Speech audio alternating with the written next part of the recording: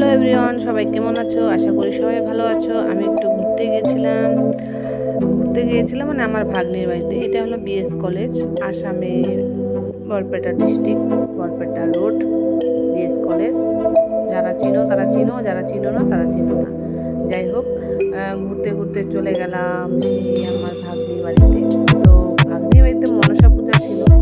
আর মনসা পূজাটা মানে অনেক বড় করে হয় তো, আর বড় করে হয়, অনেক লোকজন আসে। আর এত বড় পূজা হয়, আরো এত সুন্দর হয় পূজা, তো আর কি বলবো। তো তাই একটা মিনি ব্লগ দিলাম। তো এই যে দেখো, মা লক্ষ্মীর মতন লাগে আমার এই ভাগ্নিটাকে। দেখো কি সুন্দর দেখতে, অপূর্ব সুন্দরী ভাগ্নি। যেরকম সুন্দর রূপ ওরকম তার গুণ, এতটাই সুন্দর। ওর মনটাও অনেকটাই ভালো। হ্যাঁ দেখো হাসছে, আমি ভিডিও করছি হাসছে।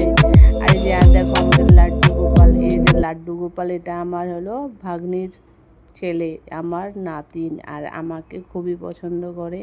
আমি যাওয়ার সাথে সাথে বলে দিদুন আসছে, দিদুন আসছে। তো দিদুন বলে অনেকই হয়। আর এদিকে দেখো ভোগ রান্না হচ্ছে। ভোগে যা যা আয়োজন হয়, মানে পিঠা, পায়েস, ভাজা, মিষ্টান্ন। তারপরে এই যে ঠাকুরমশাই পুজো করছে, ঠাকুরমশাই পুজো করছে। আর এদিকে আমার ভাগ্নি দেখো ভিডিও করছে। আমিও তো ওরকমই একটা পোস্ট করে নিলাম ভিডিও।